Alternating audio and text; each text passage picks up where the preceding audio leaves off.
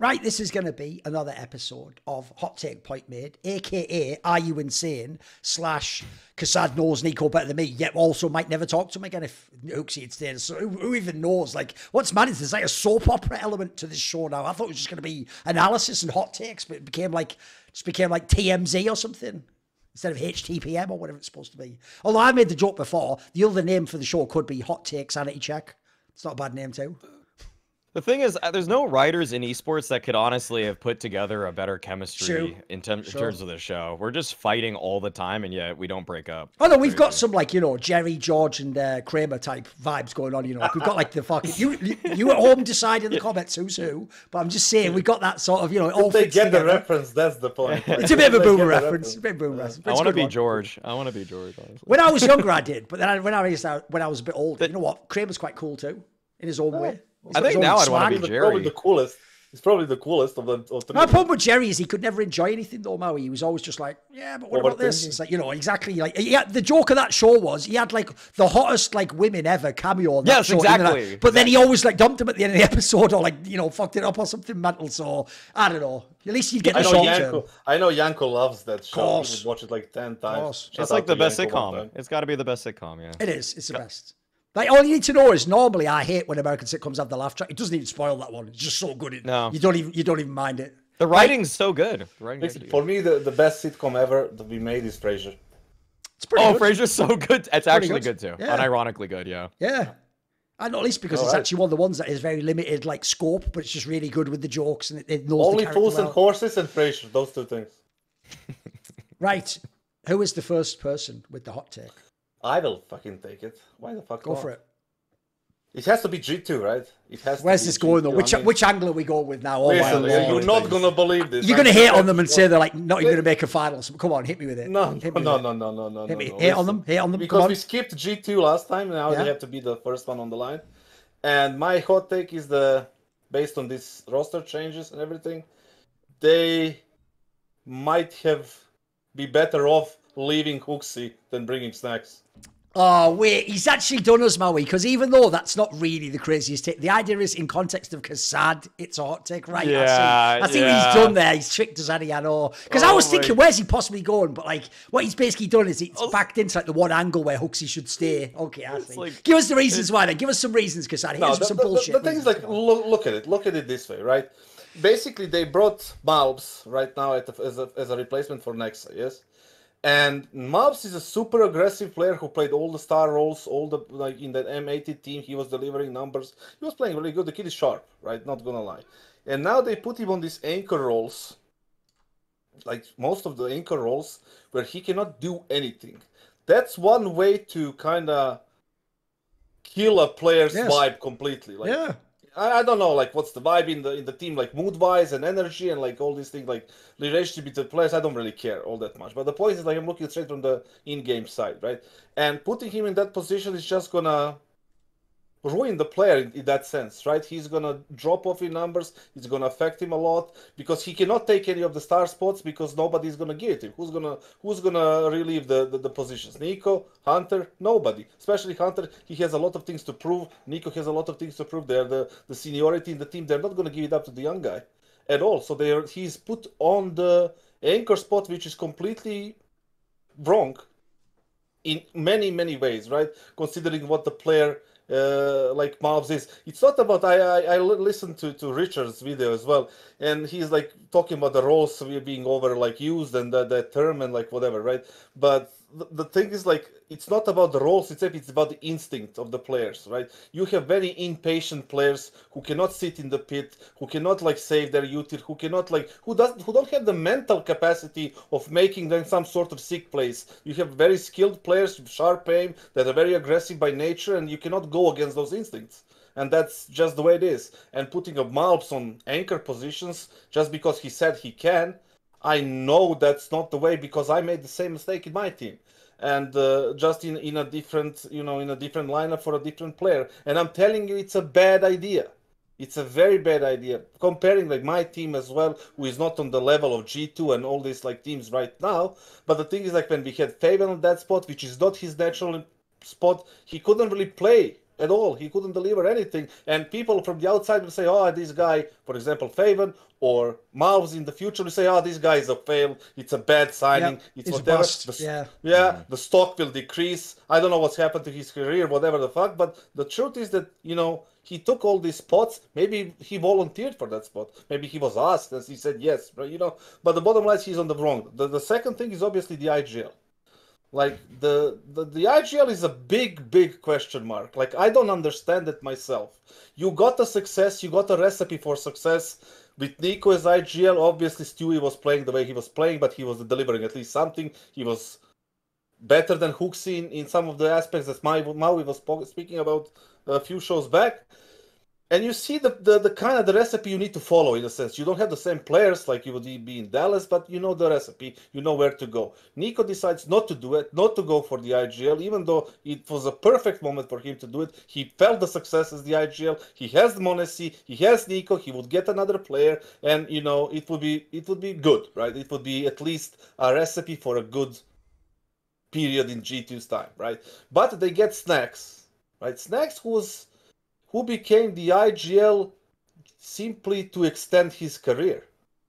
As a player, he couldn't really get anywhere after the Polish teams. He tried a little bit here in Maus, he tried a little bit there, standing in on some teams, playing for some Polish teams, but he wasn't going anywhere. And the recipe, again, I'm using that word, the thing is that he wanted to extend his career by being an IGL similar to what Apex did, right?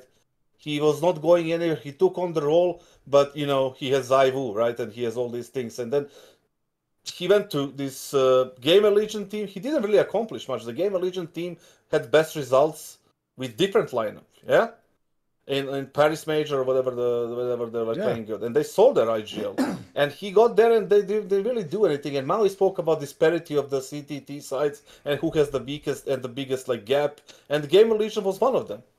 And now he goes there, and that's only one of the piece of the problem. The second piece of the problem is the fact that he is also a space-taking, resources-taking type of IGL. He's not HooXi or Kixan nowadays, or IGLs that are not really require a lot of space. Yeah, Carrigan, obviously, yeah, I forgot about him. But, you know, that's the profile they needed. But they got a different profile. So what's he going to do? Against his instincts again. So is he going to deliver the guy with, like, how old is he, 28, 29? You know, it cannot be done like that. So, again, a big mistake. So if they kept HooXi, they might have better results. The extension of the hot take would be that this lineup of G2 will not overperformed the previous lineup with HooXi. That's what I was going to ask. I was actually going to ask at the end, but you've done both. I was going to ask, which is it? Do you mean like if HooXi stayed instead of SNAX, they would do better than this lineup with SNAX? Or will they do better than the old G2? It's both though for you. They'll be worse than the old G2, and HooXi would have been better. The old G2. Right. Yes, absolutely. So I don't think, with HooXi, they had some fails. They won a couple of events, 3 events, I guess. 2 premium and 1 like whatever. Yes. But still considered for a big event. So can they repeat that success in the next 2 years with this lineup? Let's give them 2 years, right? Because we give the previous lineup, they took them 2 years, right? One was bust, one was the good one. And then now they have 2 years with this lineup. Can they repeat this? I don't think so, right? So that's why I kind of created this type of two-piece hot take, you know. Thoughts, Maui? Yeah. I mean, I have a take that I could spin off this one. To react first, though, I do feel like I don't think there's any chance that they win anything in this first season. I think, well, I'll step back just a little bit there. I'll say this: if it's got to be the most crazy, ridiculous overperformance from people like Nico, m0NESY, and then one of their other guys just has to pop off. But I would say that it will always be a function of them just having an insane CT side where everybody's just locking down every position, and not because they actually are called well. Because nothing to me about the assembly of this roster speaks to me in terms of synergy.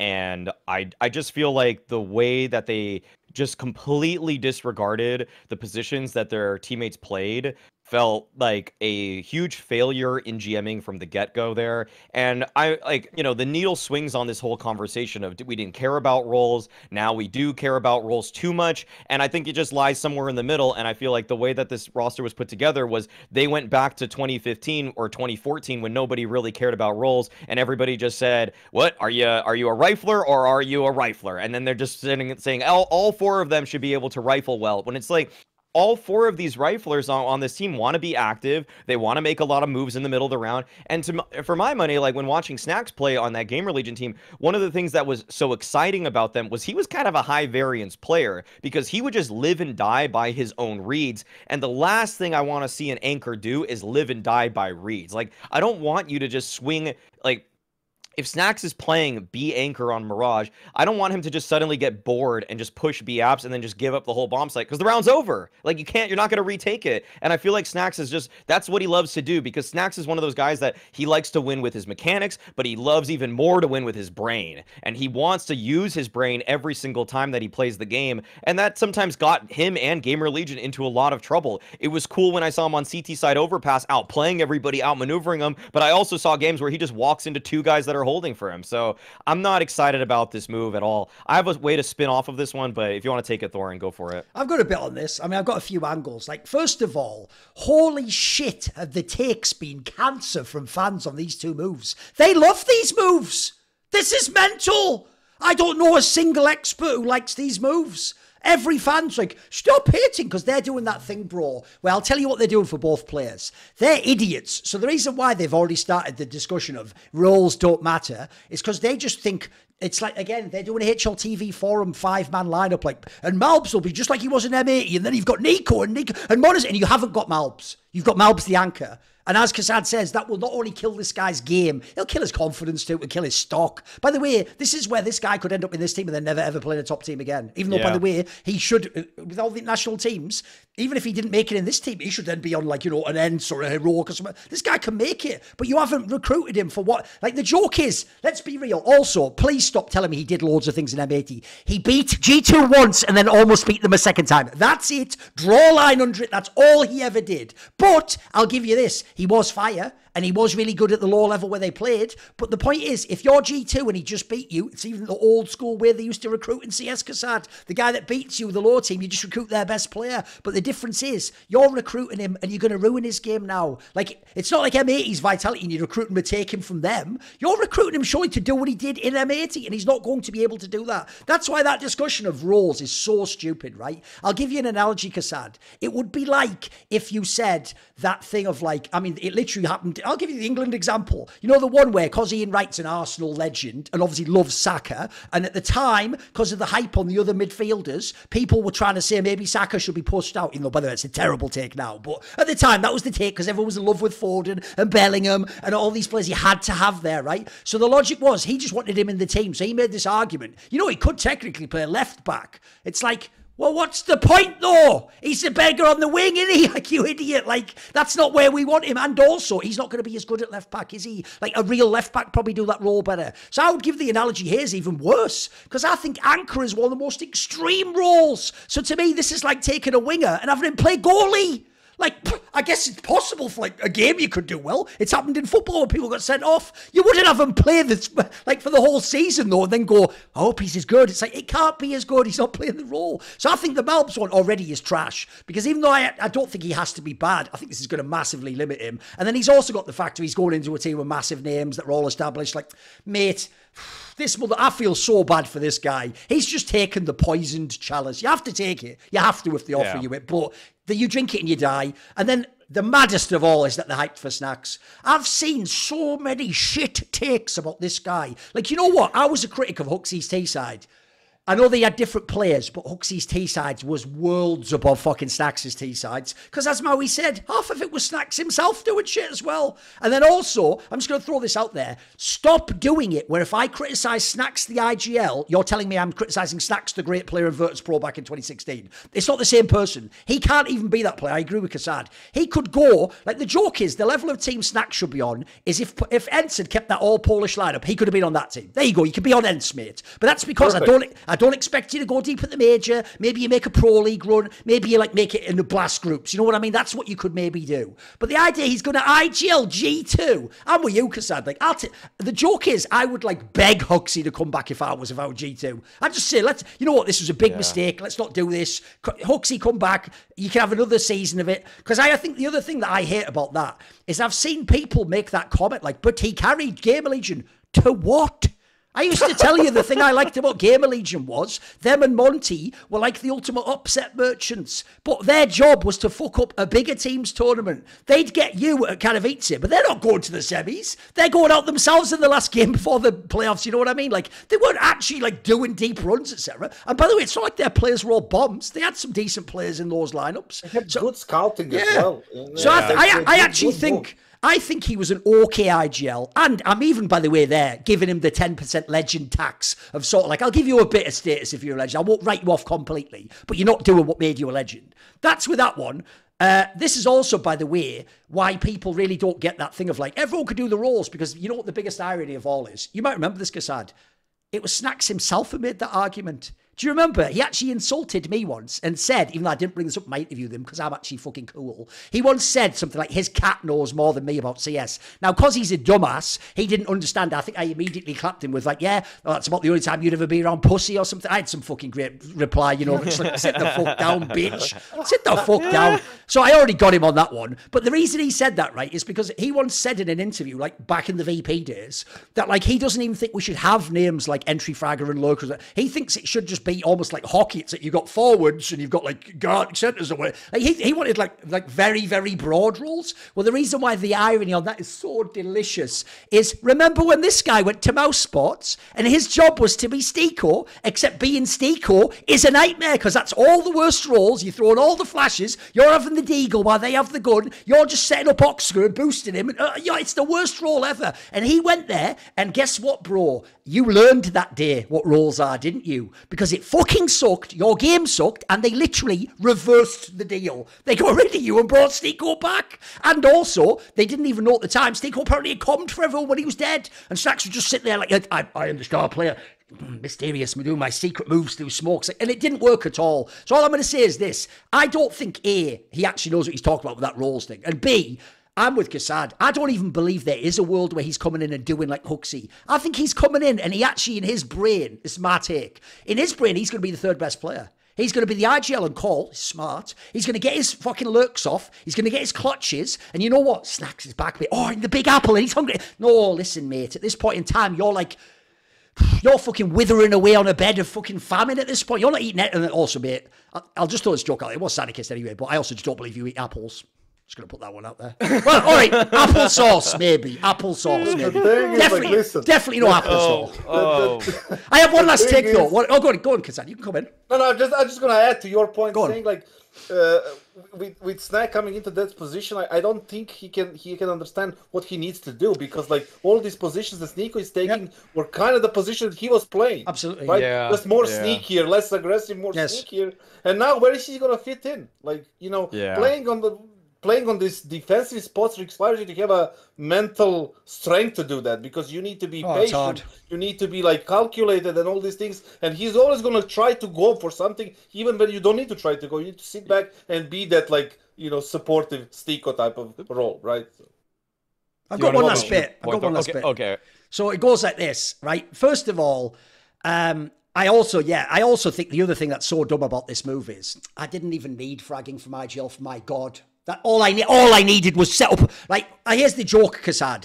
You know that whole debate during all of Euros 2020 about England is like, but the midfield and who will be there and the rotation and can they all play? And the whole time my take was, you can't see the wood for the trees. Your whole job is just who can give Kane the ball and give him a chance to score. If you do that, you will win the game. But you're still thinking about how do I get all five great midfielders? You've missed the point. In this team, your job is just make Mauisnake win the game.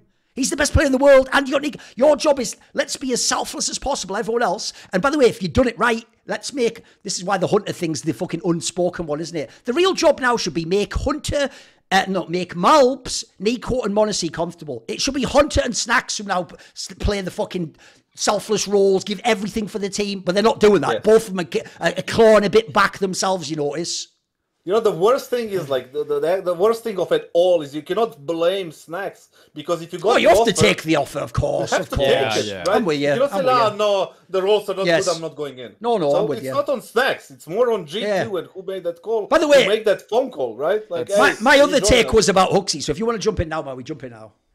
Oh, I mean, the thing about SNAX and like all of the people that say that roles don't matter, I'm gonna tell you the 3 types of people that say roles don't matter. They're the rotator riflers because every time they end up in an anchor position, they're surprising the opponent because they're actually there. Yes. It's the secondary oppers because every time they pick up that op, they're surprising people because it's like, oh, you're actually in that position. And it's the secondary callers. They all think they can do all 3 roles if they actually were to just commit to them. But the reality is that they're actually just LARPing. They're all just pretenders that they actually are good at that. And that's what SNAX did. He's a rotator rifler, he's a secondary caller, and he's just a secondary operator. He picks up when he feels like it. And so he just thinks that all of these positions are so easy because it's that the opposing team isn't game planning for your types of moves. You're the X factor in every single round, and your X factor ability is what gives you those kills. They're not expecting you, but when you have to always do it, when you have to always be the guy making the calls, always be the guy on the bomb site, always be the guy holding the op, then teams, that's when you're getting hit by those nasty executes over and over again. So it's obvious that if you're in that position, you're just gonna think like, oh, all this stuff's pretty easy. I could just slot into that.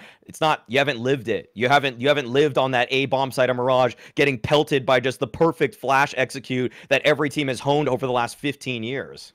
I have also let's say Pit in Inferno. Put Yekindar there. It rolls doesn't matter. Yes. Put Yekindar in Pit. See what happens. Yes. Right. It's not gonna work. Or if you put Naf or JKS, now they're playing together, but let's say JKS, you put him in Corrector or Mirage. You think that's gonna go well for your team? No. You're gonna lose middle every single round. It doesn't matter if you teach him, if you have like 55 classes, 45-minute teacher with JKS and saying, you need to play like this, you need to fight for con until you have util, you need to read whatever is happening, but you need to go back to it. He's gonna listen, he's gonna watch demos, but his instincts are gonna lead him to fucking go back every time, and you're gonna lose middle on Mirage on 135. Yeah. Or he's gonna die, which is even worse. So the problem is in people's instincts, not the roles itself. No. So it just doesn't fucking matter, like if people think this way or the other way, because when somebody shows on the server, he's aggressive. When somebody shows on, he's defensive, and you cannot change that without being, performing a fucking miracle. That doesn't happen almost ever. It's why the Malbs angle is so egregious, because he is an aggressive, skilled rifler who needs to have agency. Like, the joke is, I'll give you the contrast, and this will blow every fucking fan's minds. I'd rather have Inters. Oh, I know he doesn't frag. His skill isn't there. He has his instincts, like, because he knows exactly what he's doing in that role. He knows when to hold up and play time, come for someone, hold the flash as long as possible, and get an extra 2 seconds. The aggressive player isn't doing that. Wasn't fucking Perfecto sitting on a bench?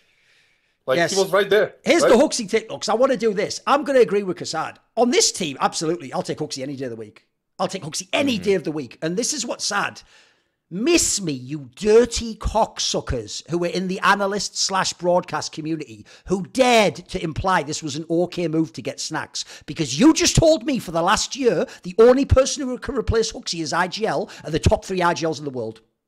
Is SNAX one of those top 3 IGLs? You fucking rat. So why did you disagree for the last year? And then what you did at the end, I'm even referencing certain people here, is you sort of been, oh, who are they going to get? Listen, it's not my fault you wasted every chance to get all the people I told you to get. Then there's the HooXi one, which I'm going to clap back for one thing, though, because this is a moment where I can just drop something delicious on HooXi. This is where HooXi was full of shit. That could even be my hot take. HooXi was full of shit the whole time. Because did you see that interesting detail that leaked out recently? I'd heard something similar already. The joke is G2 did the Thorin approach, because I'm going to break this down very briefly, like Maui's heard a million times. Maui started the most confident with HooXi. I was in the middle. Then when he won like the blaster, I was like, we'll see. I mean, that's Meg Courier fluke. Then he won KO, and I was like, you've got to sort of give him a little bit of time now. You probably have to give him to the next major, and after that, Then after the major, I was like, I don't know about this one, but he won Cologne, and I was like, shit. I guess you get a few more months, and let's see. But if you fail, I'm going to say to cut you. Then here's the problem people don't know. I never had a personal beef with HooXi. I was just doing pure analysis. But the moment he won IM Cologne, just before that, people forget this, that was the tournament where he clapped kassad. And you know how he clapped kassad? He didn't go, I disagree with you, or you don't know what's going on in the team. He actually implied overtly and then winked sort of to the camera that he said kassad doesn't know anything about the game. Right? Now it's personal, HooXi, because one, I know that's not true. And two, who the fuck are you? Who are you? Because here's a weird thing people don't know about HooXi. Maybe this is a hot take. He's not totally the nice guy he seems to be. If you watch him in those vlogs or in interviews, I notice when he's around the big dog, when he's around Nico or Mauisnake or a Taz, yeah, then he's the sweetest guy in the world. Oh, look at him. He just does everything. But I tell you what, when he thinks he's talking about shit to fans or he's on a broadcast, he actually has kind of a bit of an ego. He'll do like, roll his eyes or something, or like, oh, whatever, or something, and just dismiss something out of hand. Well, here's why I'm going to say he's dirty as fuck. Think of the timing, Kassad. You might have seen this interview leak where they said that they were actually thinking if they didn't win that tournament, Cologne, they were going to fire him. And so winning that probably saved his job. His comments in public directly, overtly suggest the opposite of that. Because if Kassad knows nothing about the game and what's going on in G2, then Kassad's wrong that he should be caught and that people don't like him and he's not doing that. No, you're great. No, your own org would have caught you. You happened to win that tournament, the last ever tournament you fucking won, by the way, bro, despite having Mauisnake. And you got out of jail with it, and then you did the dirtiest trick in esports that I hate as a journalist, which is where I know something behind the scenes, but I can't say the source. And so you use that fact against me like a pro player and go, either tell me who the source is or you're lying, or you just lie yourself and you go, that's not true. And it's like, I know behind the scenes it's true. I literally know you're lying, but I can't say anything. I hate that dirty trick people do politically where they know you're in no man's land, basically. So I do think it's dirty as fuck, because essentially he himself was talking shit to Kassad. He could have been fired at the end of that event. I mean, I can't remember the timing if he'd already won at this point in time, but like, that's bonkers, mate. That is so disingenuous. It's crazy. It's crazy. Oh. The thing is like with that shit, I don't know where to start, actually, because like you said, there is the things that we know behind the scene. And like you see that he's on the bench now, nobody's like fighting to get that guy. Yeah, why interesting, isn't it?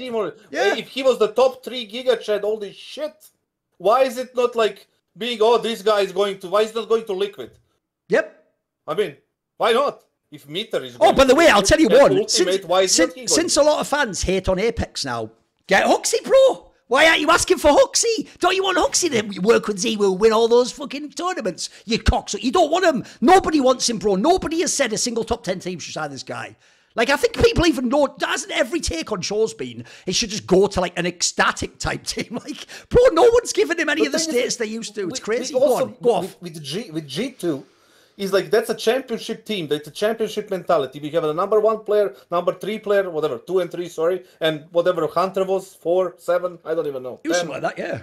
Whatever, top 15. Maybe 12 or something, yeah, sure. Top 15, yeah. Like, that's a championship mentality that in the organization, you don't have a major. Like, tell me who are the best 3 basketball players of all time in NBA? Kobe Bryant, LeBron James, Michael Jordan. Like, people are talking about those 3, right? As the GOATs. Is there any of those 3 that doesn't have a fucking major? I mean, obviously none. Yeah, obviously none. 6 on fucking Jordan. What is it? 4 on 5 on LeBron Kobe. And 5 on Kobe. Yeah. Look at CS. We have ZywOo, we have Nico, we have Device. Not Device, Simple, sorry. Well, and Device too, I guess. But the thing is, like, Simple has 1 or 2. 1. Nico has 0 and ZywOo has 2. So, do you think that? Sorry, ZywOo has 1. ZywOo and Simple ZywOo both only have won 1. last time. It's all good. I was mixing it up with Nami. So 1 and 0, right? So Nico didn't win that, despite having apparently the best IGL or top 3 IGL and the best OP in the world, as Mauisnake, the prodigy, whatever, and himself being considered as the GOAT. So whose fault is it? And I called out HooXi straight up after he got benched. Get in a team, brother. Get in a team. Face me. I'm right there. Face me. Here's the crazy thing, Maui. In theory, by the way, without Mauisnake and all these people. Do you know the funny thing about that is, in theory, that's actually not even that great a play from Kassad, because obviously if then Bleed, which is worst team, then probably HooXi go to, like, he probably won't win. But I actually just like the idea that if he just even has a chance, he just wants to be. Kassad's like, just put me in the game, coach. I'll shut this motherfucker down. I love it. Okay. The thing is, I'm ready to put my fucking money where my mouth is. Okay. I don't care if I lose. I'll say, GG, you played better. Okay. Like, it's fine. Yeah. But if I win, then it's a different fucking story. But like, you have to face Kassad, the final boss, now for the rest of your career. Dude, the joke is you should do like, you can't really do this. It's a joke. You should do like wrestling, like loser leaves town. Like whoever loses this match has to retire from CS. The thing is, like, now we get to see what happens and were we right or not. Like, and all these people, like you mentioned, like all these people from, I guess, the broadcast and the community, that's saying like that they were like riding the fucking GigaChat wave whenever they win the tournament, even though secretly they don't fucking agree. Oh, they do agree with us, but no, God forbid somebody gets a fucking bad comment or bad fucking HLTV thread, so it might affect their fucking whatever it is. Getting a job for the next event. Getting hired. God forbid you get you express your opinion. The thing that you actually think. Like, you don't have to lie, you just say the truth. Oh, by the way, that thing you just said there, people might miss this, Kassad. I won't say overtly, but I'll imply it's not impossible if you call out people who win like IEM events. Some of those teams will complain to ESL. That's real.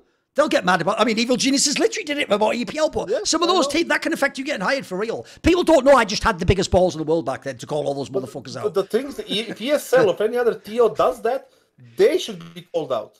Yeah, they should be fucking ridiculed for that shit, because what we're talking about, I cannot. You hired me, I cannot express what I think because somebody's gonna catch feelings and feel fucking sad because I said that they played bad because they finished fucking last on the event. Well, fuck you then.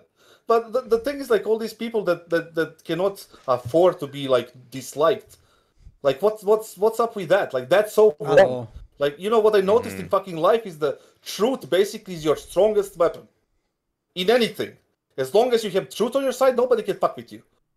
And the truth always comes out, Duncan. You said, like, the things like for that Cologne and HooXi, the things you know behind the scenes, sooner or later it will come out. Yeah. Like, it doesn't fucking matter. Like, it goes out. And it's your strongest fucking weapon against anybody. Sure. If it's on your side, you have nothing to fucking worry about. So, yeah. Maui, sorry. You can do your take now if you want, Maui. Let's go for it. Was it building off the G2 thing? Yeah, it's also about the G2 thing. I'm not. Yeah, I already doubled down before. I'm just tripling down. I'm tripling down. If Taz had anything to do with SNAX even joining this G2 lineup, if this isn't just a move that happened over his head or was like a Nico move or anything like that, but I'm strongly of the opinion that Taz had something to do with it, given that the announcement video was literally Taz calling up on FaceTime, SNAX on the phone and saying, we need you to save G2, then I assume that he has something to do with it. I already think based off of that move alone and what all professional analysts' opinions are, including my own, especially my own, that's why I'm making this take, he should just be fired on the spot. Just be fired on the spot. There's no reason that he is not contributing to this team in any meaningful manner. I've talked about it multiple times on this show. At first, it was at the major with the fact that he was calling timeouts when his team was ahead. Then they would rattle off wins against his team. The veto was blamed on Taz. By the way, that wasn't even HooXi's veto. So by the way, one thing that we can all be certain of, that when they lose HooXi, at least we're not losing a guy that's doing the veto ever. At least it's never been him that's been helping about that, because it was obviously always some other people. But if Taz is actively having bad vetoes G2, I think he should be fired. If he's having bad timeouts, I think that's also an indication that he should be fired. If he's bringing on SNAX when we all know the roles are now just absolutely fucked, he should be fired. I still see nothing positive that he has contributed. And I know that the Stewie interview was a lot of shit talk in there. There was a lot of shit talk, but Stewie just said it outright. They're not listening to Taz. They're not respecting Taz. And I know that those are details that probably we were never supposed to even be privy to. But the thing is that he said it himself. They're just kind of going on their own business. They're not listening to what Taz is saying whatsoever. So what is he doing? Is he the one that brought this upon him? Because every single contribution that I have seen from Taz to G2 has been utter disaster, failure, or just objectively made them worse. I don't get it. I just don't get it at all anymore. You know what was funny for me? That, like, you know how that was that veto that happened and Taz came out being a hero? Yeah, it was on me, blame me, guys. Like, to protect the players. And why didn't he say the same when Stewie came out and said the atmosphere was shit and nobody was, like, listening to Taz? Why didn't he, like, come out and kind of, you know, defended the whole picture because he was just being silent there?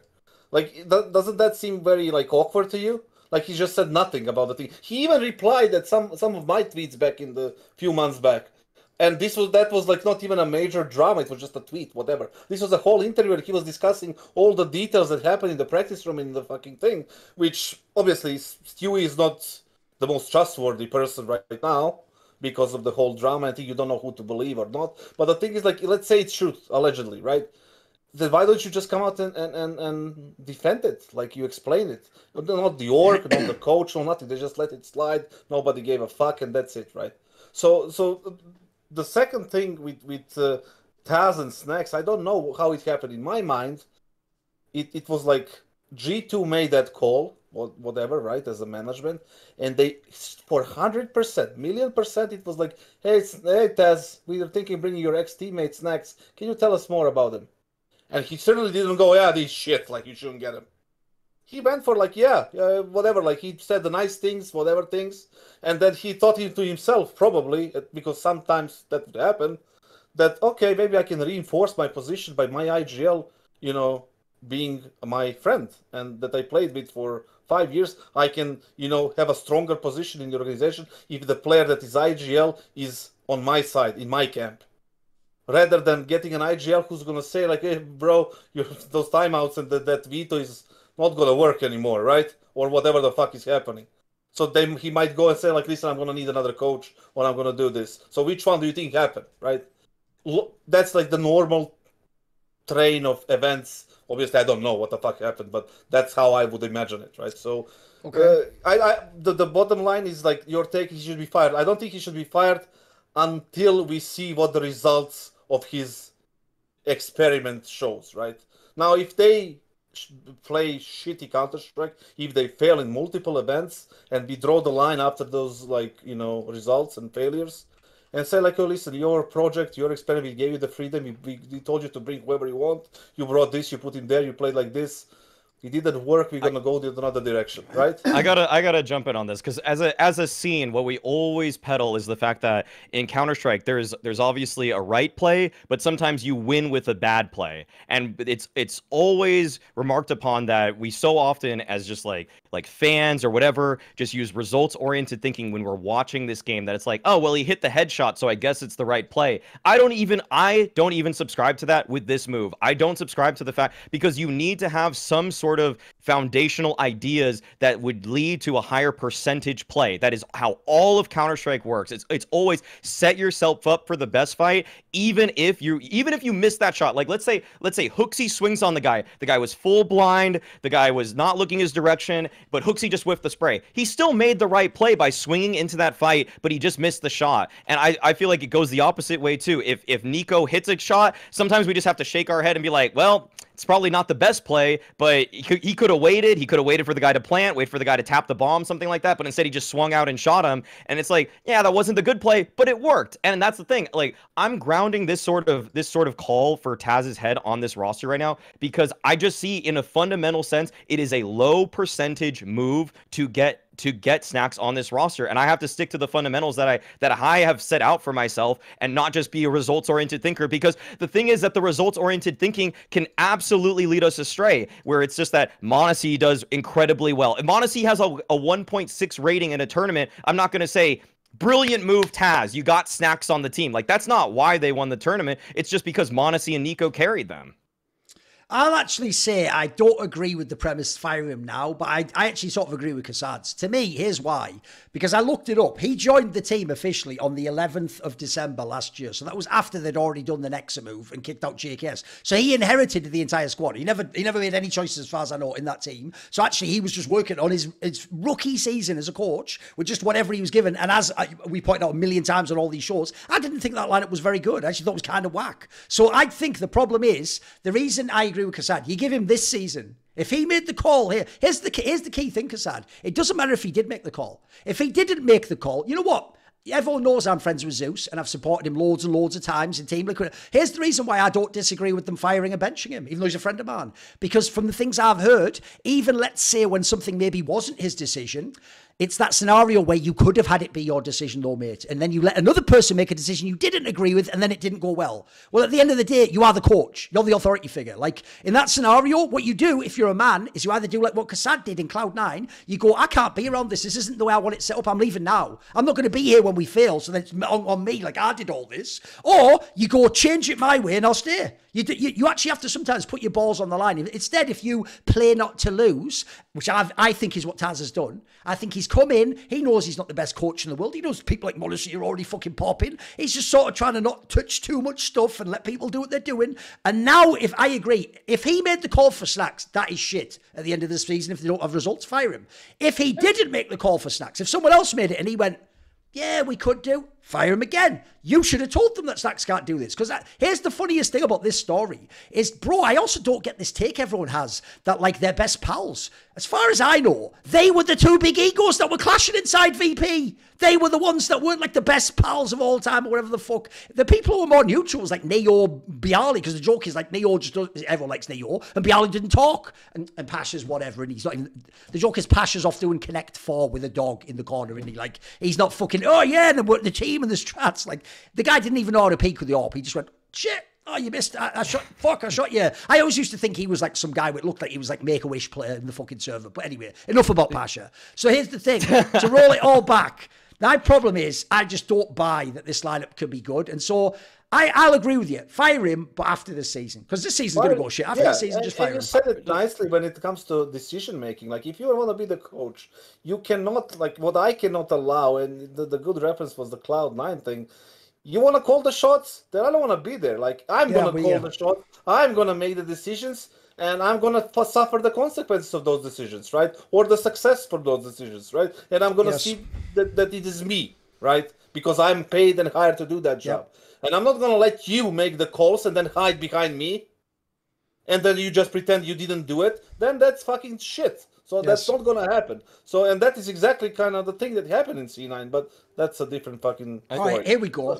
Go on, Joe. Can I just say one little thing in defense of Neo, because I remember just watching like Richard's thing about like Neo versus Taz as coaches and everything like that, and it's just that within 1 month I was hearing from FaZe players, and they said this in interviews, that Neo was bringing heavy strat books to practice so that they would drill, and you could see that they actually tactically innovated upon themselves. And within like a month, like he basically had to do the thing like we're saying, like Taz is doing in the beginning. He sits back in the beginning, kind of views what's going on, what do they need more of, what needs to happen, that needs to change, and within a month he was bringing so much to that team that they were publicly praising him for. And the thing is that on the Taz side of things, where's all the praise? Where has anybody said anything positive about him in any interviews? I'm just not seeing it. I'm not hearing about him bringing anything to practice that's helping change their game plan whatsoever. In fact, they said more positive about HooXi in a single tournament as it's happening at Dallas than they said for the entirety of Taz's career thus far as a coach. And as Kassad said, Stewie actually said it was a shit environment and didn't act like they did any of that stuff. Yeah, that's what his words, like, they're still out there. That's what he said. The thing is, like, when it comes to Neo, like, shout out to Neo. He's like one of the nicest guys ever.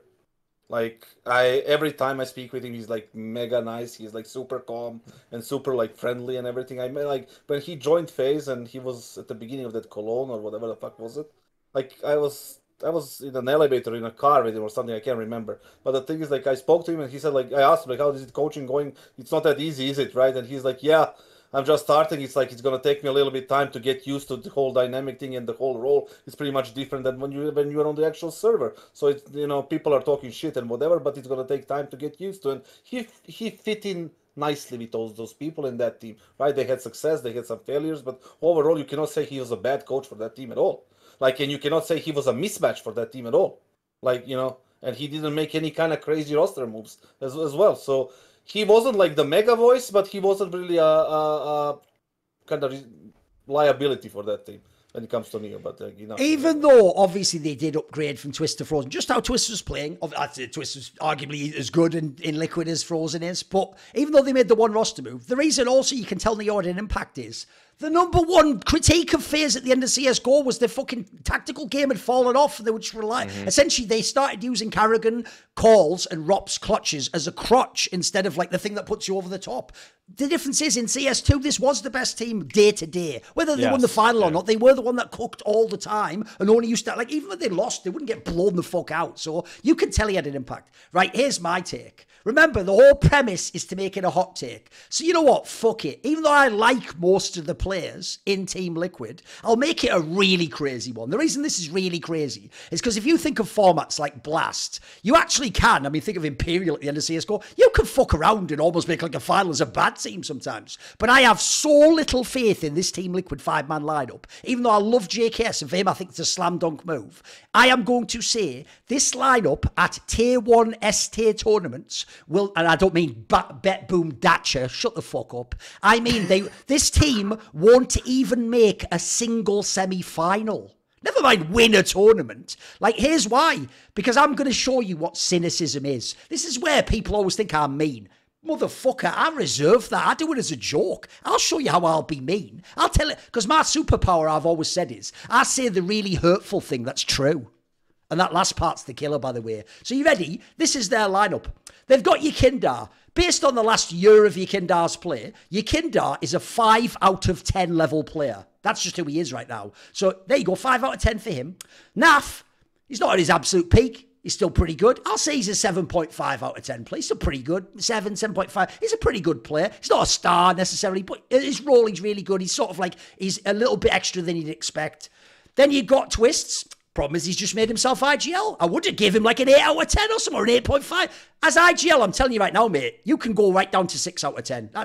6 out of 10 might even be fucking generous. Let's see how it goes with this IGLing, mate, because I'll tell you what, I think you're going to be doing a lot of IGLing, and let's see how that works. So I'll put you down to a 6. I would have given you big marks before. I'll say, you know what, the ultimate guy, he has fuck all experience. So I'm going to have to say, I'll be cynical. I'll say 5 out of 10 for him too. You start at 5 out of 10, mate. There you go. And then, isn't that everyone? Oh, JKS. And I'll say JKS hasn't played for a while. I think JKS can get to be enough. He could be a 7.5. If he's starting now, he's probably going to start at 6 or 6.5. Dude, if you just did an aggregate, haven't I just made a team that's like 6 out of 10 or something for my entire fucking aggregate team? What the fuck is that team? Remember the rosters of Team Spirit, FaZe, Vitality, Bro. You can't compete. By the way, think about this. You don't have a world-class AWPer. You don't have a world-class IGL. You're killing your one actual true star player. And the bottom end is like not bad. It's decent, but that doesn't win you fucking tournaments. So, bro, I don't think this team's going to do anything. I actually think this is going to be like an ass team. I think it's just going to be nothing. Listen, I'm going to add your hot take to mine because it was pretty similar. Okay. I was gonna say that Liquid has the worst lineup since 2016. That's one part, or...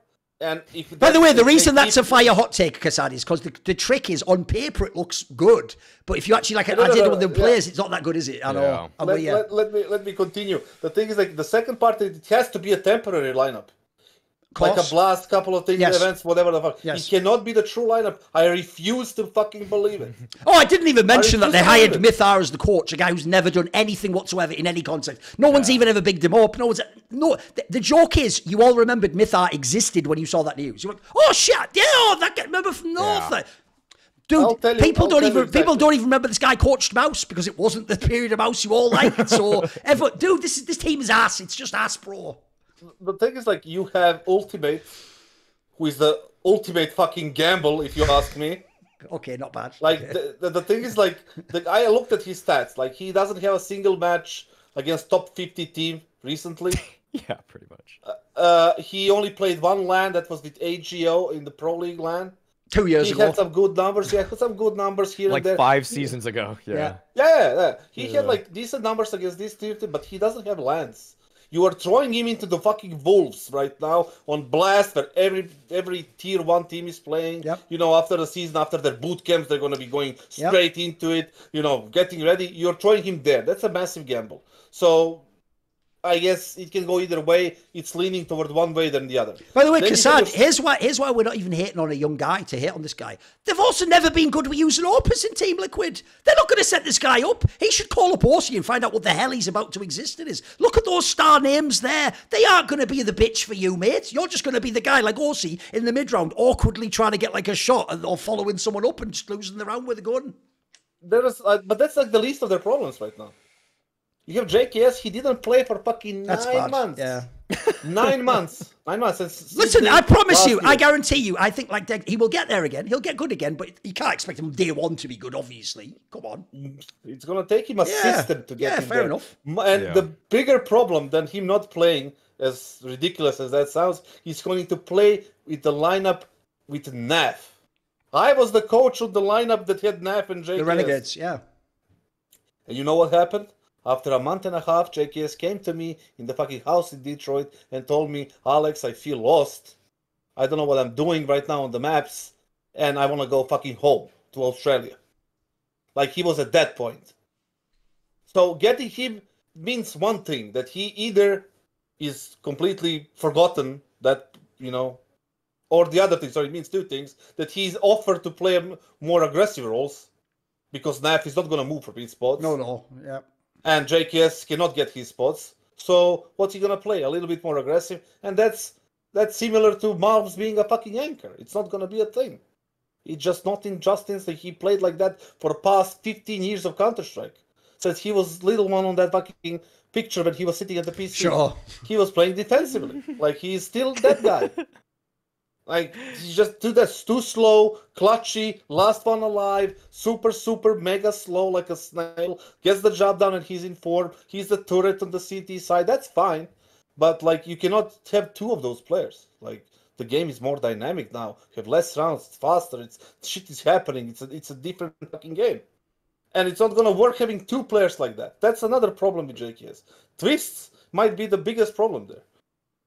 Not in a sense that he is the problem, because like him taking that role is a problem.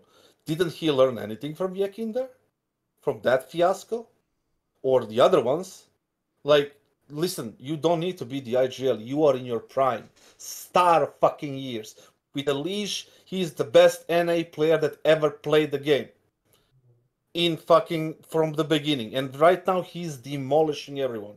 He's gonna drop off. Right, the fucking drop-off is going to happen because I saw that he got married a few days ago, that the focus shifts a little bit. When you're an IGL, you have to prepare and work way As if the stakes weren't already crazy enough. Like, I'm going to swap from Star to IGL. Oh, I just got married also, and here's JKS enough. Listen, fucking hell. Listen, give me a break. Give me a break, maybe please. That sounds ridiculous, but it does fucking affect your time, right? It does. It's like, get that famous Gooby fucking meme. It's like Jocker Steve breaking up. Please, no more roster moves, Jocker Steve, please. Please, I can't take it. No more roster moves, please. The thing is, he's going to be IGL that requires a lot more fucking work on the server in the game, right? Yeah. And Math... You know what the problem is, Kassad? I heard something behind the scenes that him and Yakinda have been people designing like playbooks for this last lineup. But here's the problem, Kassad. But that's why it was so good, right?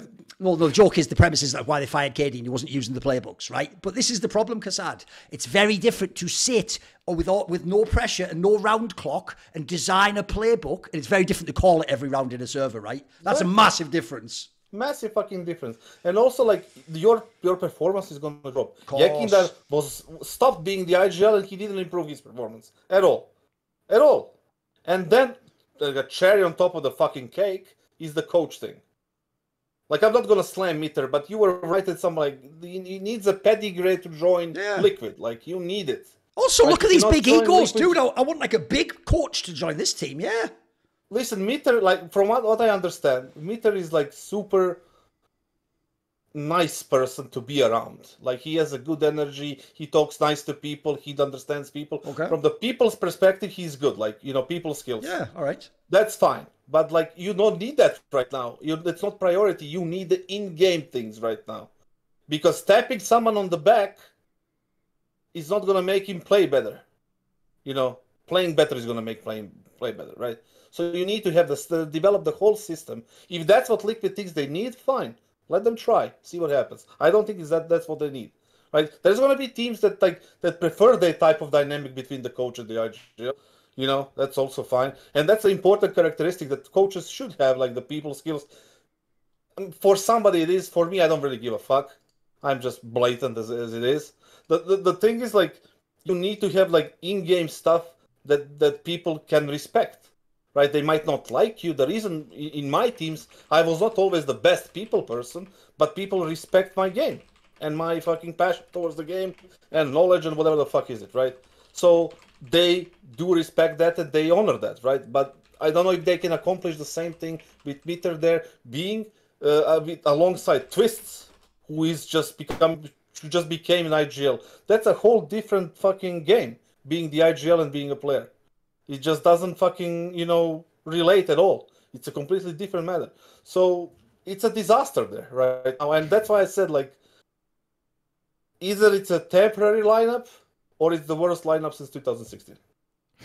No, I don't hate it. That's why I had mine. It was similar. And by the way, if you notice what I did there, that's why I told you I'm being cynical. I'm sorry, even though you want to believe that Twist's going to do it, I just think it's so unlikely. I think it's so fucking unlikely. I think it's so unlikely.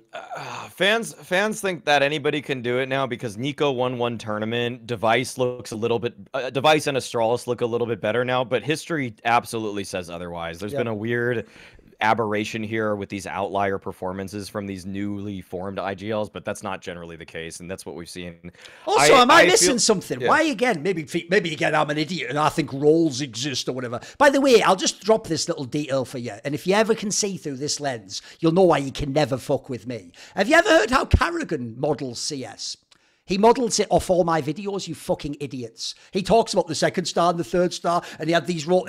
Bro, he literally sees the game the way I did it, because, spoiler, we know each other. There's someone I've talked to over the years. So, like, when the smartest players of all time know these concepts, and you're a fan, or just a guy who frags people at pro level, maybe you're the one that's wrong. Maybe those of us who followed it for 20 years actually know what we're talking about. There's some depth to the game. Because the other thing I think with the Twist one is, bro, here's why it's impossible to have those numbers. Are you telling me he's going to play exactly the same roles and spots and IGL? Sure, if he does, by the way, that's even more mental. Like, logically, you should limit yourself a bit if you're going to be IGL. And also, like, how can you be like, no, it can't work. It can't work, I'm telling you. The bottom line is that it's, sorry, it's unnecessary completely for him to be the IGL. Agreed. It makes no sense. It's unnecessary. You have a star player who is on peak of his fucking career. I know. Who has won the Grand Slam, who has won the fucking major, who has won all these things. He has so much experience, and he's still so young. And he has so much to, like, give you on the server. You're going to take that away and just give him these responsibilities that he never did. Like, if he was, like, 28, 29, yeah, I can see that. It's fine. He's like, yeah, I'm at the end of my career. I can do this. Like, I can be like Apex and whatever the fuck. Then I can understand. Because Apex, you remember, like, before he was the IG, he was a good player. Like, you cannot say he was a bad player.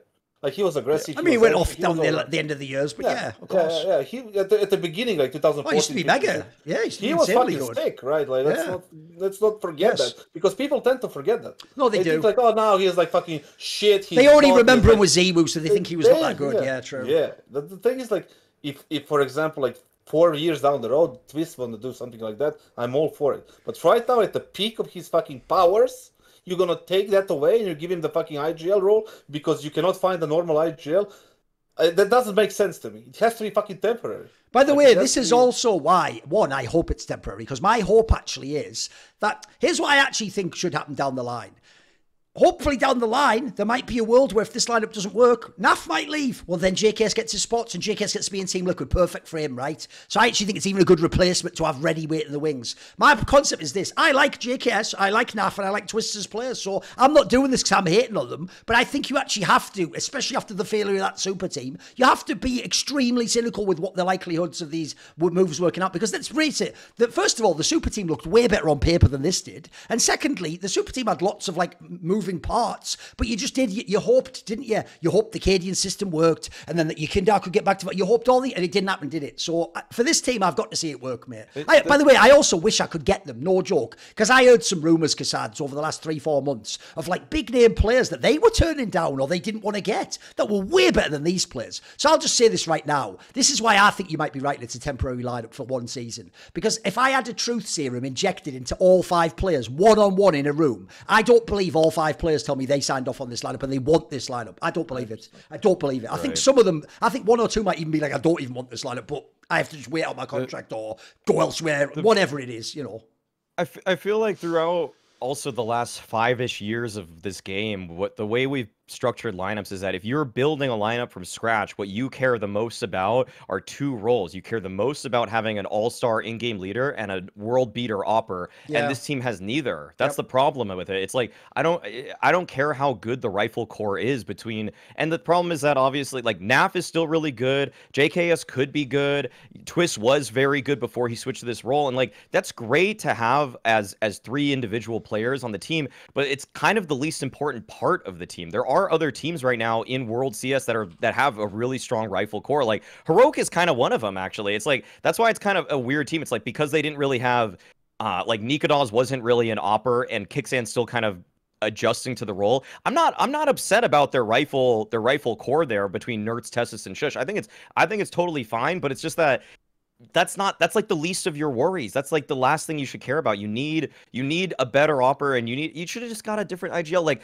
this is the I almost would just pivot this to this. If I can I do a hot take, or are we good for it?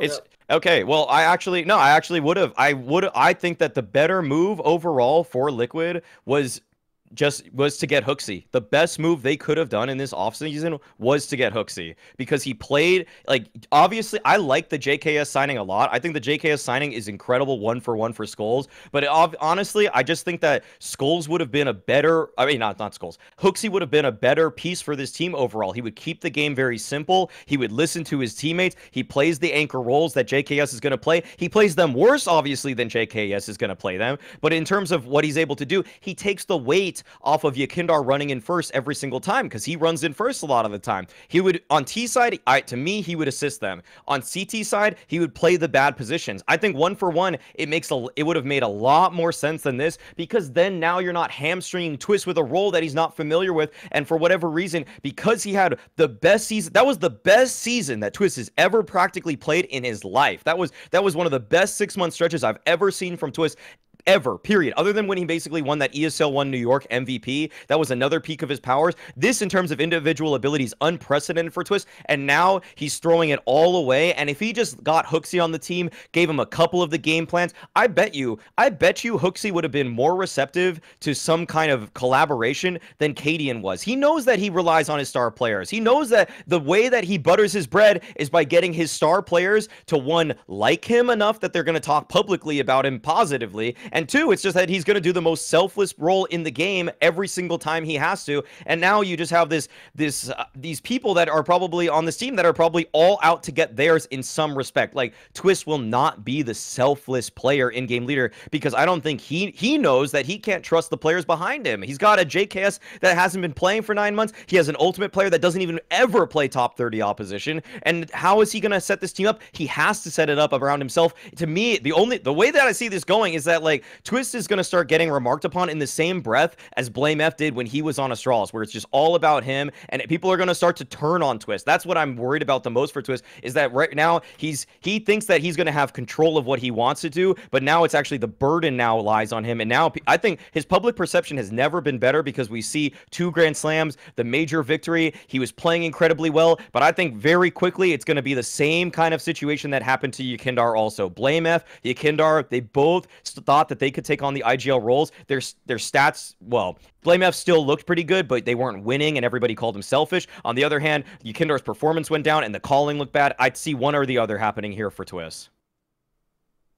Such a passionate fucking statement, but too bad you're just fucking off the fucking planet with HooXi completely. Like, why would you do that to Liquid? I thought you were an American. Like, you want to, like, have them to fucking succeed. Like, that's the fucking worst. That's the way the new comment is, are you an American? That's the question, I guess, right? It's just, are you even an American? I'm a double agent. Okay. No, the thing is, like, why would you fucking HooXi's do that agent. to them? Like, the thing is, like, if that's the choice, like, that I would rather keep the same lineup that was in the last season. I would sit them down, try to find a solution in the break, try to get them into fucking facility, boot camp, and try to iron out whatever the fuck was going on, unless it's something fucking nuclear. Okay, here's the thing. I'll give you that. But if you compare it to this lineup, would you change out this one player in this lineup to put HooXi in? With Ultimate. I don't. You pick who it is you want to take out. I don't know, mate. I didn't make the take, did I? No. My take is JKS for HooXi would be better. My take is HooXi. No. Okay. The Ultimate, HooXi, and then all these 3 guys? Is that what you're saying? The thing is, like, even in that scenario, Yes, I would just it's a better IGL. I would just rather have kassad and Skull stay for another season. Because the thing is, like, what? My cat is going crazy. Anyway, the thing is, like, if you have this, like, Skulls and kassad and whatever, like, you have the second season, you still played all the events, and you still have the 7 spots in American Major, you can get this money back, and then on the end of the year, you can just, like, rebuild and do your thing. Right now, you're just putting yourself in a more dire position that you were in. Unless it's a temporary thing, right? So, it's just, for me, if I had to choose between HooXi and keeping the lineup that it was, I would keep the lineup that it was till December of 2024. Okay. Do you have one more take? Wait, Thorin, what do you think of HooXi for JKS? The problem with that is, like, this is my problem with HooXi. By the way, now he's fired. I can easily do the video anyway. I should have done it fucking last year, because that would have been a banger. It would have all been right, wouldn't it? But I was going to do a video. I have the thumbnail and everything. And the title of the video was The HooXi Dilemma. And I was going to explain that when some of your stars can play well, because in CSGO, I think the stars played way better than they do in CS2 and G2. And when you win big tournaments, like, he was the player for me who tortured me the most in terms of my philosophy of CS, because my eye test told me he's just like a good but not truly great IGL. But the results were like just good enough. It almost justified it. It like kept just justifying it a little bit. And so I always thought he was the ultimate borderline case of like, should you fire him? Like, maybe you have to keep him. Again, like, who can you get? It's like, I always thought that angle. So my problem is, I do think HooXi only worked because he had 4 people who fragged. 4 people who fragged. And they were all, by the way, all really good at all those roles. So my problem is, this is even the argument people were making to keep him in G2. They were like, well, he hasn't got the stars to frag, has he? He hasn't got all the individuals. So my problem is, I don't think he'd have it in Liquid. Like, I actually, if I want HooXi to go anywhere, it has to be a team that has like good pieces already. It has to be one that's sort of cooking. They just don't have a great IGL at the moment. So that just wouldn't be my pick is all. I'd pick a different team, I think. Yeah, way different team. Not even an international team. Okay, another thing. Okay, I actually this is kind of a spin-off on the take. I also think HooXi made a huge mistake by not just taking... They said, I mean, I don't know what you guys heard about this. I didn't see an official article. I don't know where I read this anymore at this point, but it was like, at one point, GamerLegion and G2 wanted to do a 1-for-1 trade with like SNAX. HLTV thing, I think, maybe. Was it possible? Okay, I'm not sure. I forgot where I saw it, honestly, but it's just that I feel like HooXi made a big mistake by not doing that. Like, why did he not, like, he's trying to hold out for some better roster right now, and maybe he'll get it, but it's almost kind of like if you want to prove yourself that you aren't just carried by Nico, Monacy, and Hunter and JKS, then this is a perfect opportunity to do it. Yeah, I think so as well. I think that GamerLegion would be a good team for him. I mean, the best probably team that he can get into, because I don't think he's going to get into like a tier 1 team anymore. Unless somebody is like fully, insane like G2 was. It's just, I don't think anybody from the tier 1 management would actually want to get HooXi as the IGL, even though they pretended that he's a Giga Chat, he's top 3 IGL and nobody wants to get him. It's just like, makes no sense to me. But GamerLegion swap 1-for-1, I think that would be okay, I guess. Maybe not if you're a GamerLegion, but, you because like if you want to trade your player to G2, you don't want to like get their worst player will get paid. You want to get yeah, that's true, right? Like it's just the way it is, and I don't know. I don't know what he's waiting for. Is he waiting, or does he have any offers? But for me, his next destination should be some sort of Danish team, or maybe OG, or some sort of a, instead of Keto or whatever the fuck, right? Something like that can maybe develop something with some younger players. That's my guess, but I don't know. Kassad, why don't you sign him just so you can bench him? Well, I don't want to do that to the poor guy. Anyway, I'm just kidding. I'm just. No, the thing is like what I also wouldn't join Bleed. So there's that too. Yeah. If you won't join GamerLegion, he's not joining Bleed, is he? Come on, fucking settle down. No, the thing is like that would deny me of pleasure of beating. He has to play him. Yeah, exactly. Yes, that's true. That's true. Right. Okay, I've got a hot take. This is a fucking spicy one, because what's great is it's one that like critiques ZywOo. So as usual, everyone gets to do the usual thing. You all just get to get out the bingo card and hate on me and say I'm a full of shit, I'm a bomb and all this stuff. Because here's the problem. I'm really bored of this thing where now ZywOo just gets to be everything all at once. So he's simultaneously the god AWPer, but doesn't AWP that much anymore. But he's also a sick rifler. But then as a rifler, like, it's not like he has a bazillion entry attempts. And then it's like, so really, and this is what I think, that whole thing of him being unselfish and he isn't like an egoist. I think he's doing the worst version of this. And so here's the hot take, because I think what he's doing actually is some pussy or shit. And here's what he's doing. He's actually doing what the normal secondary AWPer does, like you said, Maui. You wait till you feel hot, then you AWP. Then when you don't feel hot, you don't AWP, so you don't miss all the AWP shots and lose all the 5k gun. And that way you never look like you're a bad AWPer. You look like you're a sick AWPer who should AWP more. And my problem is that's not the critique of ZywOo, but that's the opposite. I think that's what he does with the rifle. Because here's the thing, and my boy Device taught me this a decade ago. When Device, you know this, because he didn't used to be the primary AWPer back in the day. He used to AWP based on CT side or based on the map or if he felt like it in the game. And I can tell you, his default was what ZywOo does now. When he wasn't feeling it or it was Kenny S on the other side of that server, maybe he's just on a rifle this round. Maybe he has an M4 around the corner and he sprays you to the chest and gets 2 and does a good call and rotates, time to save. You know, like, essentially it was an excuse not to put himself against the best player in the world and to be the best AWPer. And as you could see, he always could have done it. He just didn't commit himself to it. So my take is this. Bearing in mind, people keep telling me, well, half the time he's on a rifle. Well, here's my problem. I don't even like that. So if we want the concept, it's not about fragging now, right? I actually think all the best moves, not all of them, but I'm using exaggerated hyperbole. Whenever I think, even in CS2, of when I want ZywOo at his best in pop, it's always with the AWP. Of course. It's like winning an amazing 1v3. Obviously, with the pistol, he is godlike too. Here's my problem. They've overblown his rifle. Because his rifle can sometimes be a bit in the middle of the pack, a bit baity. Sometimes I think he does it when he just doesn't want to go up with the AWP. And sometimes as a result, you don't have an AWP on the team. So my take is this. When he's just on the rifle... This is why if you're a ZywOo fan, you don't want him on the rifle. If he's on the rifle, stop the whole he's a top 3 player in the world thing. He isn't. In fact, this is the name I'm going to give you. It's going to hurt your feelings. I think when he's on the rifle, xertioN from Maus is a way bigger impact player. Bro, that guy in a rifle win me games all day long. Now, I'm not saying if you put them in a major final, xertioN will carry like that. He hasn't done it yet. He hasn't had the opportunities. But if you want day to day to day to day, if we put these 2 guys on T-side with an AK, I'll take xertioN all day long.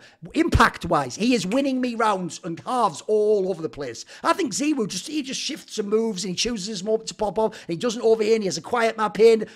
I think it's fucking fugazi. So come on then. kassad hits it, so come on, bro. Come at me. The thing is, like, with ZywOo, I can't agree all that much, even though I understand your point completely. And it's valid to some degree, but to some degree it has to do with the game itself and the maps. I'll take, like, for example, Vitality plays Inferno, they play Nuke, right? On the T side of those 2 maps, it's very difficult to op, right? It's not of course, yes. to op. The game is a little bit faster, it's more dynamic, there's a few less rounds, it's kind of hard, and the economy, most of all, is different. Simply because, like, most of the teams right now are not Keep forcing, going. I've got a count for you. Keep going. Yeah, it's fine, it's fine. The thing is, like, you lose the pistol on the T side, you don't buy, right? You buy in the first gun round, you don't have the op. Then you win that gun round, right? It's 2-1. Then again, you don't have the op on 2-1. Maybe you get an open, like, if you win a couple of rounds in a row. After that, if you lose a couple of rounds in a row, you still don't get the op, and all of a sudden, 65-70% of the half has already gone. And you didn't have the op. Like, and that kind of decreases the number of the times he's going to have the op. That doesn't justify the other maps.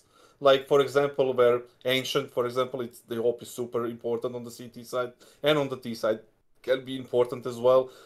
Map like Mirage, as well. It's a very important map. That's 2 I'm not even going to go into. I mean, Overpass used to be here, but that was 1-2. Yeah, of course. Yeah, it's just, for some maps, I do agree with you, but in general, like, there are maps that kind of fucks with the economy a lot and doesn't really allow you, and it makes more value gives more value to the team if you play a little bit more with the rifle. It gives you a little bit more pack mentality, trading possibilities, like exploding to the sides, which is like not really a case when you have an AWPer flashing all the time and sitting back and like all this shit. So I'll give you a counter. I'll give you a quick counter just to that one point that you can tell me the rest. The quick counter is this. Another team that loves Inferno nukes, G2, Mauisnake just does it anytime he wants, mate. This is what I don't get. You're doing it against ZywOo fans. You're not saying ZywOo's really good at CS. Isn't he wonderful? Let's enjoy his great career. I'm with you on that one. You're taking another player, Mauisnake, and you're saying, I think ZywOo's better. Well, you know what? He's doing all... By the way, Mauisake's arguably even as good on rifle too. He's better on the AWP, and Mauisnake AWPs all the time. And he plays those maps. Yes, I can see that. So here's my question, kassad. Should Mauisnake AWP lefts on those maps? No. I have to check what I know from G2 because I don't know if G2 is playing with an op all that much or not, right? Maybe you're right. Maybe you're just... I feel like his usage is way higher, but yeah, okay.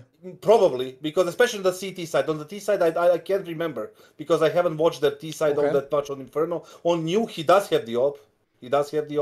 ZywOo less, I guess, but that also comes down to the system of how you want to use them. Like, if you are the IGL and you want a slower default, if you want a faster default, then you don't need the op. There is factors to it. I'm not saying you're wrong. No, I don't think you're wrong, but I'm not saying you're 100% right because there is many aspects to go into. It's a hot take. It is a hot take, but I'm not going to deny that Mauisnake is the best op right now. No matter of the amount of percentage of the usage of the op from ZywOo, Mauisnake is a better op right now. But more complete player, as I said before, is ZywOo. like in terms of because here's the thing, by the way, I'm very fair with this take, Kassad. Even though I've agreed if he wants to, because of CS2 and he doesn't like the AWP, if Simple comes back, if he wants to rifle, he can rifle. But what I don't do, unlike a ZywOo fan, is say he'll be the #1 player in the world. I think that's like, what the fuck? I'd have to see that first. So my problem is if they still want him to be the #1 and he's better than Mauisnake, in what context? In what context? I can't think of one. Listen, there's also that off chance that you are 100% right and that ZywOo is fucking up their system by not using the AWP more. Yeah, I think so. And they're not winning games, they're supposed to win because he's taking the rifle. Yes. There is also that off chance. We obviously don't know because we are not on the team. No, of course. We don't fucking know what's happened on the practice and on the theory sessions and whatever. But there is an off chance that is happening, that he sometimes doesn't feel it, like you said, and he goes for a rifle. It's just speculation, of course. He's a strong rifle. You cannot say that he isn't. No, that's why I purposely picked xertioN, because I picked someone who maybe his name isn't big, but he's really fucking strong with the AK, mate. He's really good. He's more of a flusher type of player, if you ask me.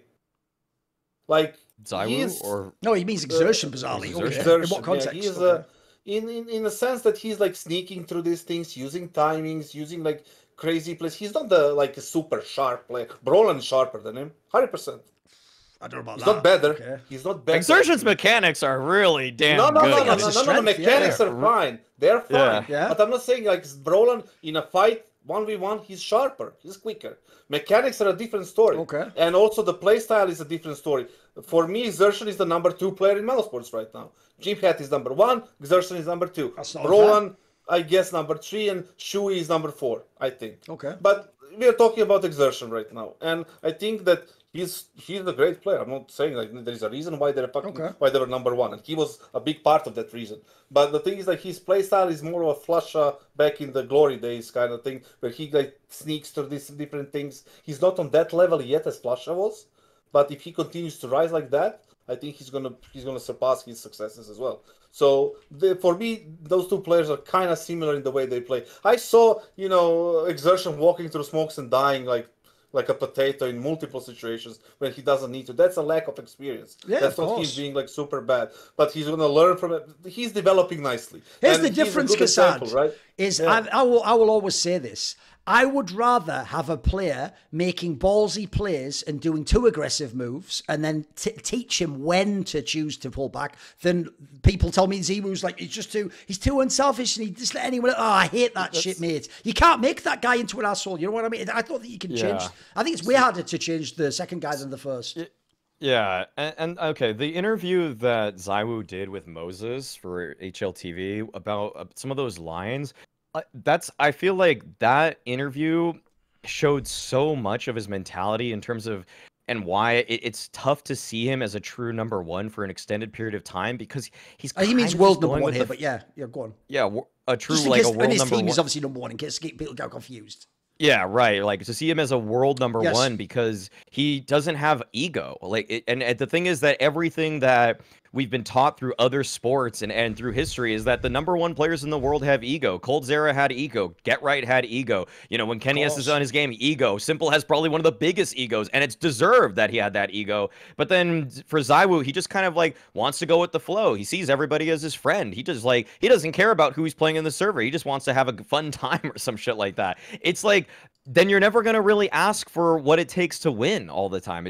You're not really putting your foot down on these things. And it's almost like, and what we always have to deal with, it's like, the problem is that when we get into these discussions about ZywOo, it's that we like the people that are answering us are always speaking as if they're a muse for ZywOo's ego, which is so, it's kind of cringe. It's like, why has he never said anything similar to this and you guys have to fight his battles for him? It's like Apex has to always be the one that says he's the best player in the world. ZywOo will never say it, because in a weird way, it's almost like ZywOo doesn't believe it. And that's why ZywOo just kind of does what he needs to in order to maybe he just wants the pressure, whatever it is, Yeah.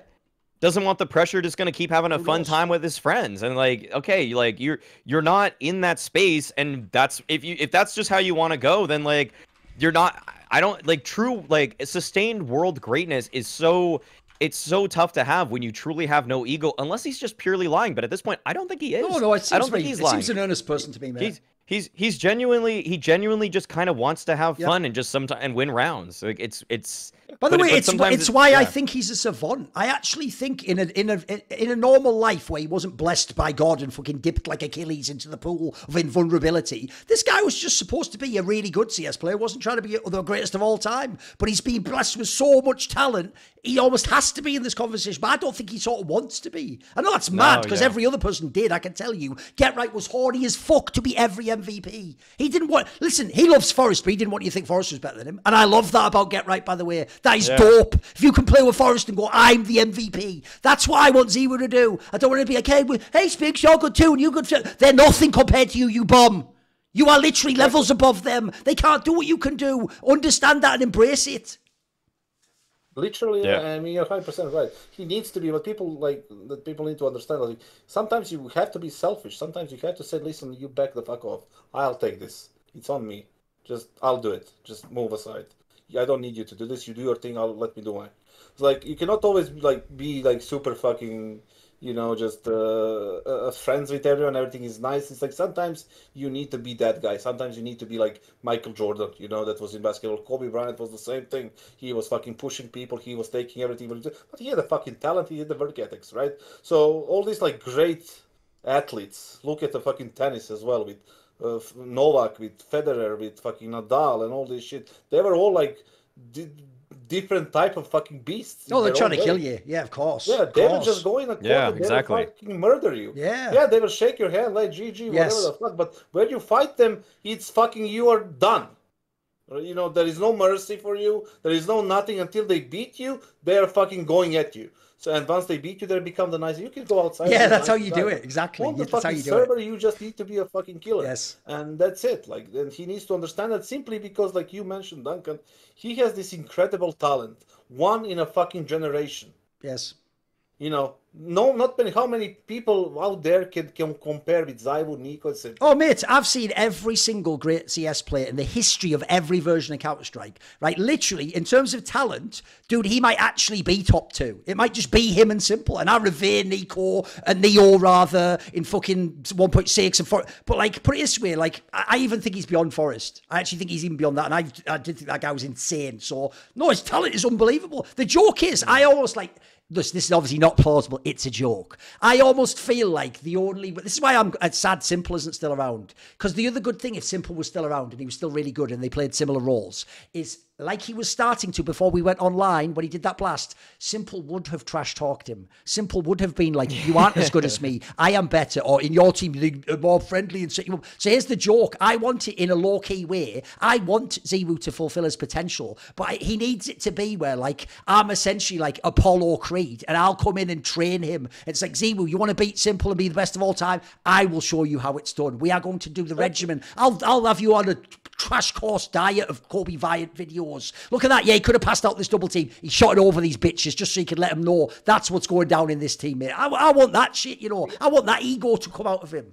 Exactly, and trash talk like fucking Larry Bird. That would be awesome, yeah. Like fucking all chat, on the server, just fucking type them. You know what's funny, Kassad? Actually, body, fucking get up. This is where I'm very fair. When they're in that tunnel, when they're players are in the fucking tunnel of big events, that is where you fucking trash talk them. This is where you fucking tell them all kind of shit. Like Roy Keane used to do it. Like all these fucking players. For example, you just show them, intimidate them, and just finish them off on the server, and that's it. That's how you do it. Low-key, I'm not joking. The reason I said before I couldn't fuck with HooXi saying that about Kassad, it's because it's such a whack angle. Again, who are you, HooXi? You're not Glaive, mate. You're acting like you just did it all. So the reason why, I'm going to say this, people won't get this. Not because I like being flamed. I'd get so much abuse. I low-key actually even want ZywOo to tell all of us to shut the fuck up. I would love that. If he told us that you don't know anything about, if you don't know anything about the game and watch me dominate, and then he went and actually was number 1. If he played the same game Mauisnake did and he told us all to shut the fuck up and suck his dick, like Apex Star, I'd love that. Even though it'd be against me, I'd sort of love the fucking swag of it, though. It'd be incredible, wouldn't it? It'd be epic. It doesn't have to be me. It could be all of us. Tell anyone. Tell Yanko. Tell fucking Maniac. Well, you're not going to tell Maniac, are you? He's your fluffer at this point in time, but... I think the main thing about ZywOo is that when great players lose, I don't know, I just see more emotion. Every time there's been a losing shot, ESL Pro League, IEM Dallas, the Blast Spring Finals, it always shows Apex just hand in face, Yeah, of just course. like distraught. And even like thinking back to like when Simple loses, when Get Right lost, when all Nico's these an players obvious lost, one. He looks dead when he He lost. wipes Yeah. yeah, like, Nico all- looks every dead. monitor he had. You watch back all of those grand final losses for ZywOo, and he's the first one to get up and just start unplugging his He's gear. like, and then oh he just well, kinda, ho hum. I guess yeah, we're he going just home, like, guys. Get him when next do I time. get to play again? When am I going know. to play again? Like, Meanwhile, it's just- Simple was like, right, where's the fucking interview? There's one player on our team's really inexperienced. Like, bro, this guy didn't give a fuck. What are you talking about? I know. Yeah. I know. He'll just But start it flaming made people you know he immediately. cared, though. It made you know he really wanted Yes, to win a lot, exactly. though, didn't it? Yeah, of course. That Yeah. was the funny thing when was somebody wild. asked from the broadcast, like asked the guy, asked it Simple on the interview, why was like Bit or Yeah. Perfecto playing some role, and he's like, I don't know, you have to ask Blade that. It's like, Yeah. I'm wondering the same fucking thing. I love it. I love Like, it. you gotta ask I him. love it. I fucking love it, though. It's so unhinged, but I love So it. honest, I know. honest. I know. Please. Mhm.